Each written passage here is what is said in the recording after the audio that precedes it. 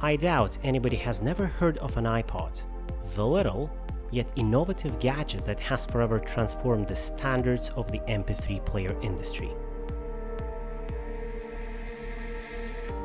The first iPod was introduced and distributed in late October 2001. It had roughly 5 GB of storage space and could hold up to 1,000 tracks. It doesn't sound like a lot by today's standards, however, it was a remarkable capacity for an MP3 player at the time. The iPod wasn't the first player to hit the market.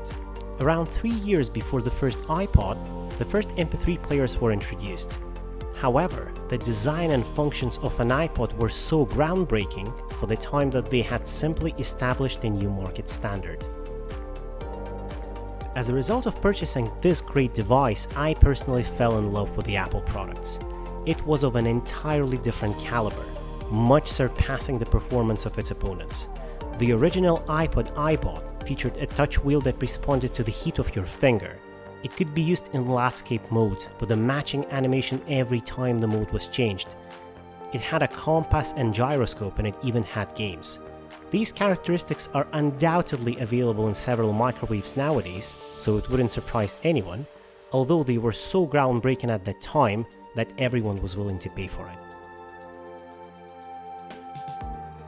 Furthermore, in addition to everything I've just described, it revolutionized the way people listen to music by popularizing the iTunes platform. This platform has since evolved into what we know now as an Apple Music, a music streaming service utilized by virtually everyone who owns an iPhone. It seemed like it was always Apple's idea to keep listeners within its closed ecosystems, and iTunes was one of them. It was a platform where everyone could find all of the most popular music titles in one spot at a time.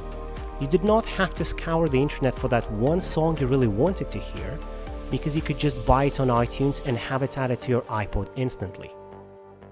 Well, not really instantly. I remember I had a hard time for the first time I installed the iTunes and had to learn how to synchronize everything, but as I learned how to use it, I realized that it was very convenient to have all of your music, pictures, and videos all in one place. Apple continues to create iconic items nowadays. Every year, users of Apple technology return to the company for newer and even more inventive devices. It's an incredible firm that I've appreciated since I first purchased one of their products, an iPod Nano, ironically. iPod has become one of the most famous devices of all times, and my personal favorite technology since its release. It essentially changed the way people discovered and listened to music. iPod was popularized by many celebrities. It appeared in numerous of commercials. I received my first ever soundbar with an integrated iPod connector, which to me was unthinkable at the time. The device has become so popular that even the largest automobile manufacturers were designing their vehicles to be more iPod friendly. Oh, and don't forget that an iPod was one of the first MP3 devices to support the podcasts. It has grown and changed throughout the time. Of course, there were many various models of the iPod, ranging from the smallest iPod Shuffle to the iPod Touch, which featured many of the same capabilities and features as the present iPhone. When Apple released its first iPhone in 2007, it was essentially the beginning of an end for an iPod, as it not only featured all of the functionality of an iPod, but it could also be used for calls, gaming, internet surfing, and so on. With the introduction of the iPhone to the market, everyone knew that iPod's time had come to an end. It was only a matter of time until the incredible device was replaced by an iPhone. As the number of iPhones sold increased, the number of iPods sold decreased, and eventually iPods vanished from the Apple shops. With the introduction of music streaming services such as Apple Music and Spotify in 2010, it became clear that the iPod would never regain its market supremacy.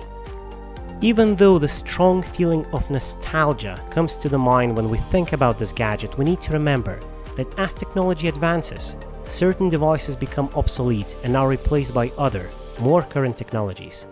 It's the result of the natural selection, and it's a part of our technological progress.